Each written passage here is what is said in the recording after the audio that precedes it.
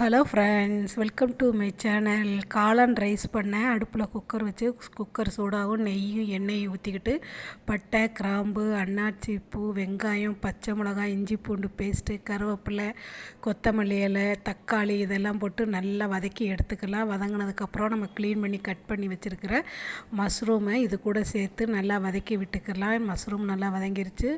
1 spoon மஞ்சத்தூள், 2 spoon குழம்பு மிளகாத்தூள், 1 ஸ்பூன் கரம் மசாலா தூள் சேர்த்து வதக்கி 1 கப் அரிசிக்கு 1.5 கப்பு தண்ணி சேர்த்துக்கிறேன். நான் வீட்டு சாப்பாடு அரிசி தான் சேர்த்துருக்கேன், பாசுமதி சீரக சம்பாலாம் இல்லை.